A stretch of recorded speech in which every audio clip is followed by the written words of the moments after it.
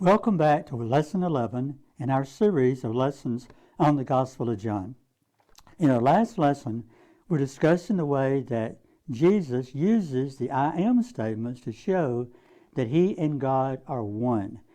And John will take this and show them how the miracles he chooses brings about a belief in God, Christ as the Son of God, which we said is the theme found in John chapter 20, verses 30 and 31.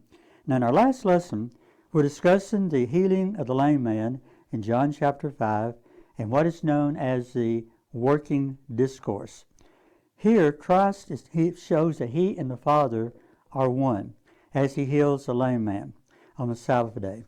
He has the ability to give life and to judge.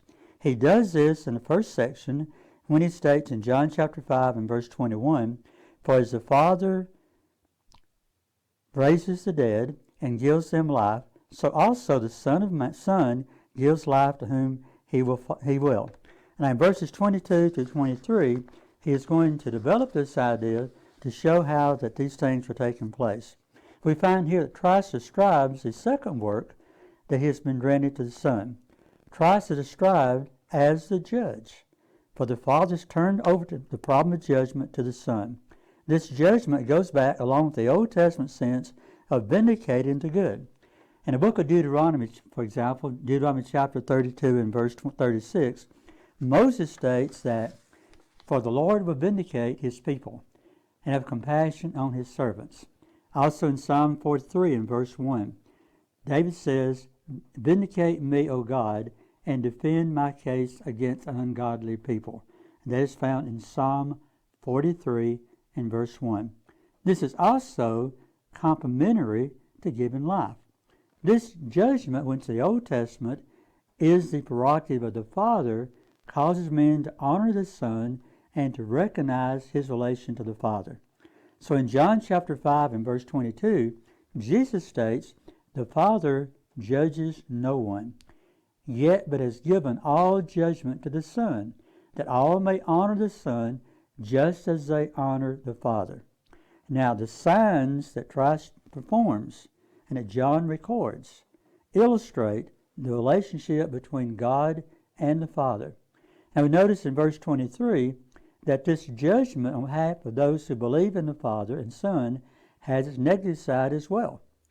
In verse 23 it says, "Whoever does not honor the Son does not honor the Father who sent him, and will serve as their condemnation." Now in verses 24 to 25, Christ explains that judgment, condemnation, and passing from death to life are all part of the hour which is coming. Now, if you recall, in one of the earlier lessons, we talked about the importance of the hour in the book of John. In the very first miracle, he says, "My hour has not yet come." In the last miracle, after healing of the lame man, at the raising of Lazarus, and we said the last miracle before Christ was crucified, the raising of Lazarus, he explains that the hour has now come. So now in verses 24 to 25, Christ explains that judgment, condemnation, and passing from death to life are all part of the hour which is coming.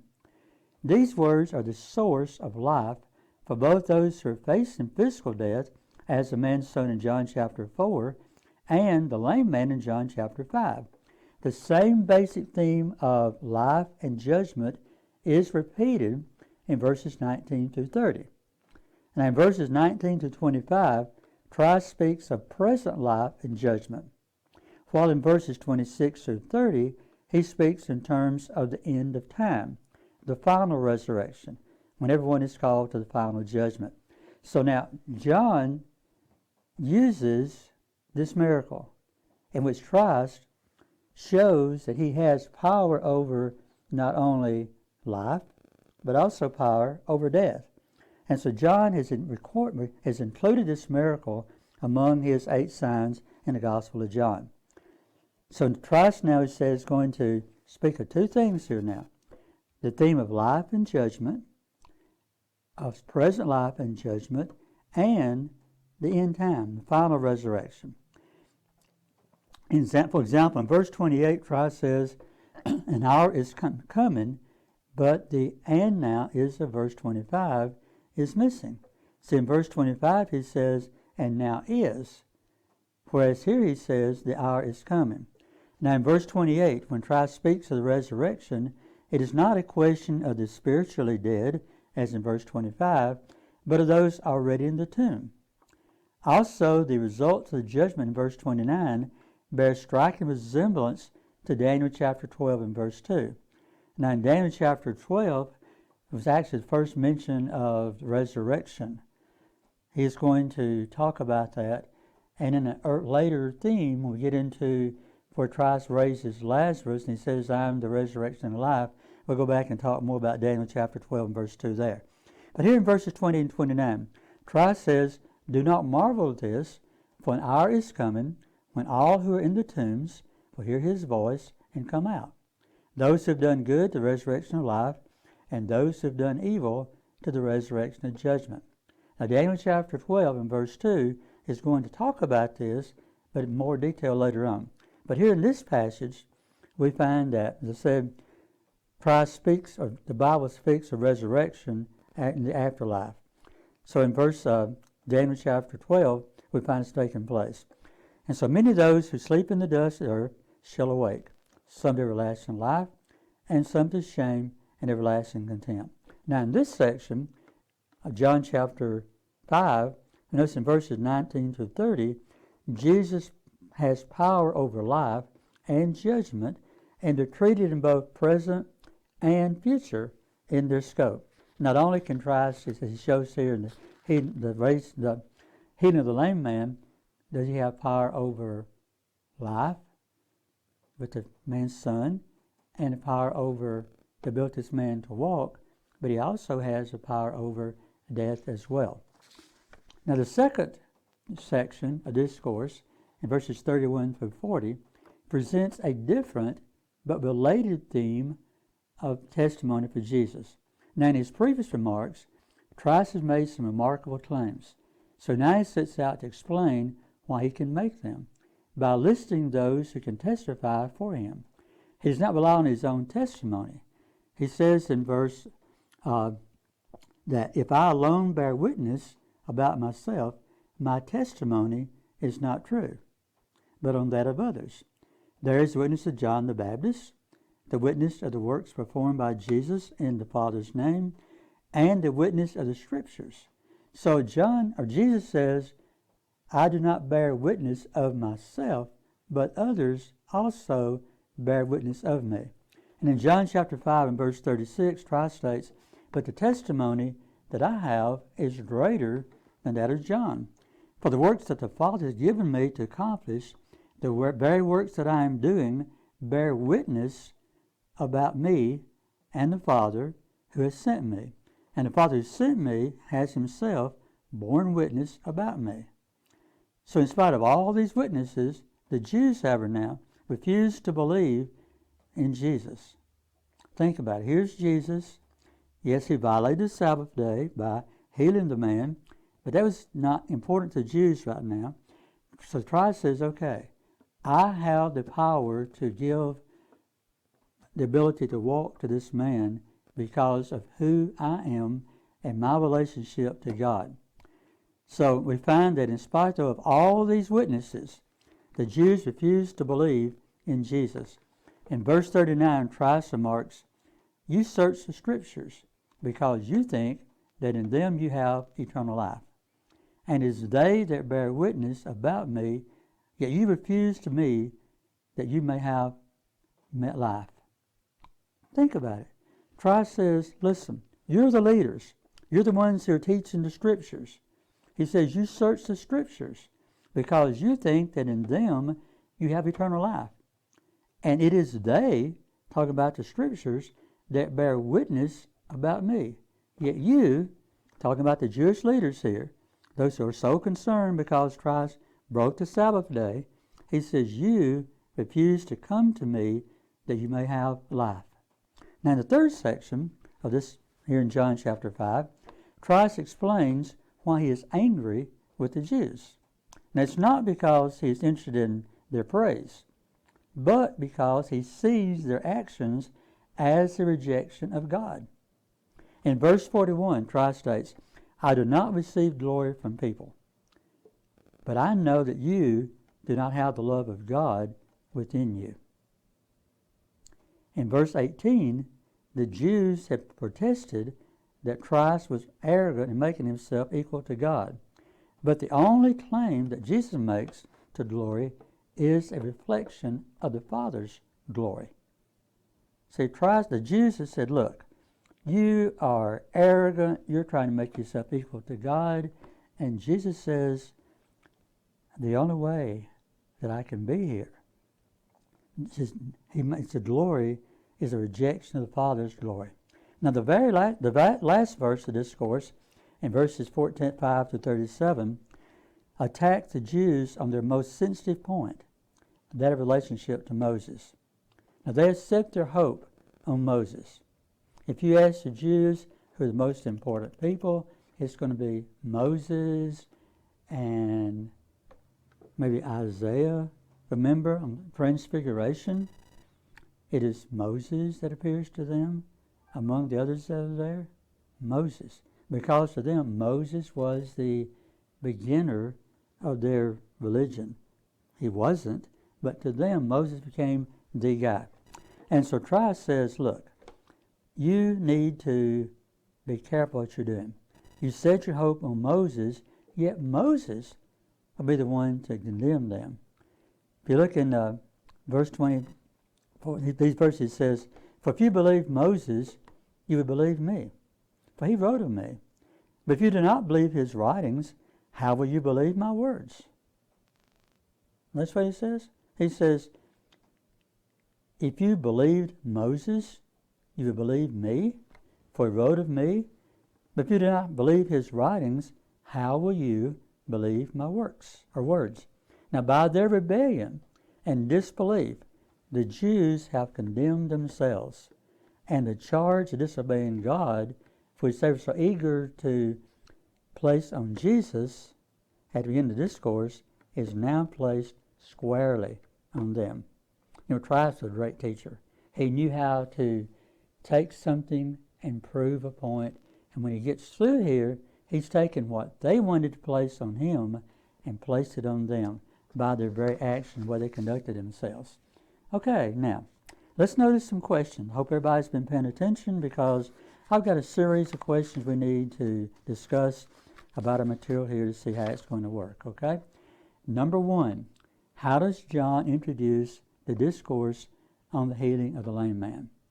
We said this miracle takes place first, and then takes place on the Sabbath day, and it's going to bring about the discourse. So it took place on the Sabbath day. Number two, it says, why did the Jews turn their criticism from the man being healed to Jesus? It's because Christ says that he and the Father are one. And when they're complaining about the man walking on the Sabbath day and Christ giving him that ability to walk, all of a sudden they say, you, Christ, you broke the Sabbath. You claim to be equal to God. Okay? Number three, it says, how do the Jews justify their reasons for attacking Jesus? I just said it. Someone remember that for us? Who can answer the question for me? That's right. Because Jesus, or the Jews, says Jesus was violating the Sabbath and calling God his Father. Question number four, short answer. How many actions were forbidden to be done on the Sabbath day by Jewish tradition? 39. Okay? Very good. Number five, name the statement made by Jesus which was even more serious than breaking the Sabbath day traditions. And that's in chapter 5, verse 18. By choosing the right to work on the Sabbath day, Jesus was claiming a divinity only given to that of God. And that's going to really upset the Jews tremendously. Okay, question number 6. According to Jewish tradition, who was the only one who had the right to work on the Sabbath? And that's going to be God. He's the only one. Number 7, why does Jesus say that he has the right to give life and to judge? He says, because God and the Father and I are one. Now, if we're one, we do the same thing. God worked on the Sabbath day. I can work on the Sabbath day. Number 8 says, how did the Jewish rabbis identify a rebellious son? Now, they talked about being a rebellious son, and Christ says, I am not a rebellious son, okay? How do they justify that? Notice question number 8. It was as one who makes himself equal to his Father. Everybody having time to write these down? Let me slow down a little bit and give you time to write them down, okay? I don't mean to go too fast, but sometimes I do. All right, in John chapter 10 and verse 30, it says, how does Jesus define his relation to God? Someone have the answer? Correct. He and God are one. The interaction between Jesus and God were the same. Okay? Number 11. According to the Jewish rules in regard to the Sabbath day, in what 3 ways could God work? It's found in what they call the Tanith, Taanith. Anybody remember? Somebody have an answer for me. Right, key of rain, okay? Someone else, okay? The key of childbirth, okay? Very good. A third answer. Let me hear. Yes, okay. The key of death. Think about it. These things could not be controlled, right? When the Sabbath day came, could the Jews keep it from raining? If a mother's ready to give childbirth on the Sabbath day, could the Jews stop it? No. If someone died on the Sabbath day, could they prevent that? No. So they said that these 3 things were given that God could work on the Sabbath. Reality, Christ says God could work every day, any day he wanted to. Okay? Now, number 12 says, why was Jesus able to give life to the nobleman's son? It's because he and God are one. God gives life, Christ can give life. Okay? Number 13. Why did Jesus tell the lame man to sin no more? Because he has the power over life, and sin has power over death. You know, death came into the world because of sin, and God and Christ have power over sin, over death. Okay? Number 14. So explain the 2 types of life that Jesus is describing in chapter 5, verse 21. And there he's talking about spiritual life and physical life, okay? Question number 15. What is the only threat to the life that Jesus gives? And it's going to be sin. Sin is the thing that brought about physical death. When Adam and Eve sinned in the Garden of Eden, it brought about physical death. Sin also brings about spiritual death. And when sin is conquered, death will be no more. Physical or spiritual. There's going to come a time when no one is going to die. You think about that? There'll be a time when no one is going to die, because we'll be facing God in the judgment and facing God and able to go to heaven. No more death. Okay? All right. Question number 16. Moving on to questions. Hope everybody's having time to write these down. All right. Question number 16. Why does Jesus say that he has the power to judge? He says in verse 22, everybody know the answer? Good. Very good answer. You got it right on the head. God has turned over the problem of judgment to his Son. When God sent Christ to the world, Christ learned what it was like to live here on the earth. He knows the problems that you and I face. So as he sits beside God at the judgment seat, he can plead our case. Okay? All right. Number 19. Why would God give this power to his Son? So that all might honor his Son. Where is Christ now, for example? He is where? Now remember, where is Christ right now? Anyone know? Yeah. That's right hand of God. Okay, very good. Okay. All right. Now, number 23. What is the difference in life and death in verses 19 to 25 and in verses 26 through 30. Now, one is talking about spiritual death, and one is talking about physical death. And Christ says, I can take care of both physical and spiritual.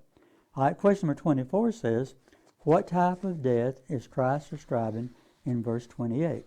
And in verse 28, when he's talking about death, he's talking about the idea of the final judgment when he is going to come. And he says, I can be over this. He says, an hour is coming. So he's over spiritual death, okay? Number 25 says, how does the death described in verse 25 differ from the death in verse 28? And we said one of those refers to physical death, one refers to spiritual death, okay? Number 26 says, what is one of the first passages in the Old Testament to speak of the resurrection of the dead? And it's in Daniel chapter 12 and verse 2. Up until this time, there's really nothing said in the Bible about the resurrection. And it's not in the book of Daniel that Daniel introduced the idea of there being a resurrection of those who are dead, okay? All right, question number 27 says, compare the resurrection of the dead in John chapter 5 to Daniel chapter 12. And we're talking about resurrection there related to the spiritual and the physical, okay? All right, question number 29. In verses 31 through 40, how does Christ prove that he has power over life and death? Well, he goes back, and we have reference to the fact that he was able to raise the man's son who was dying at the point of death. And he also has the power to give healing to the lame man here, in which he says, sin no more, which brings in the idea that Christ can control death spiritually and physically, okay? Now, verse 30 says, why does Jesus not rely on his own testimony? Well, he makes it very clear. He says, if my testimony is not, it's backed up by what you've seen, by what God has done. You don't have to just listen to me. He says, the testimony that I have is greater than that of John. For the works that the Father has given me to accomplish, the very works that I do, bear witness about me that the Father has sent me, and the Father who sent me has himself borne witness about me. Okay? Number 30. Why does Jesus not rely on his own testimony? Because he has that of God, okay? Number 31 says, list three witnesses that Jesus says testifies about. If you look back in John chapter 1 and verse 19, we're going to find that when we talk about the testimony concerning Jesus, we have that that God testifies about him, or John testifies on his behalf. We also find that his works testify about him, and God is testifying about him, okay?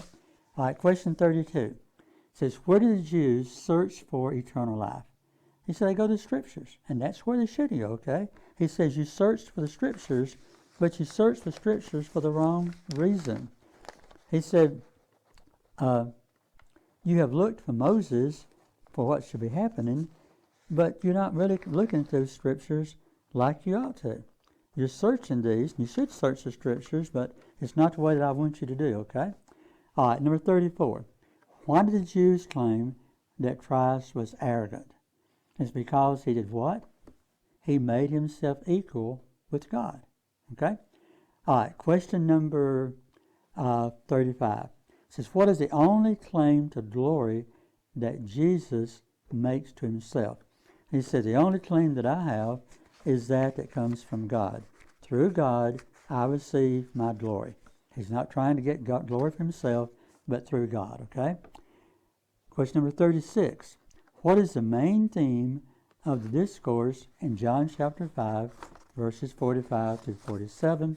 We find that the main theme, if you look back at your notes there, the main theme is how that through Jesus they can find a life eternal, okay? All right. Okay, number 37. On whom had the Jews set their hope of salvation? It's on Moses, okay? Yet, we notice in verse 38, it says, how does Jesus explain that the Jews had condemned themselves. He says, you listen to the word of Moses, but you do not follow what he has to say. Then number 39 says how the Jews claim that Jesus had disobeyed God. To begin this discourse concerning the healing of the lame man changed by the end of the discourse. Now Christ is saying, hey, you're trying to get me into trouble. You're trying to show that I'm not who I'm supposed to be. But now you notice that you are the ones who are now in serious trouble in what has taken place. Okay? Now this is ending our session now on the working discourse. In our next session in section 12, or lesson 12, we'll take up the feeding of the 5,000 and the bread of life discourse. Again, I hope you will check out the next lesson and be able to join in that with us again. Thank you for listening today, and hopefully the class has been meaningful to each one of you.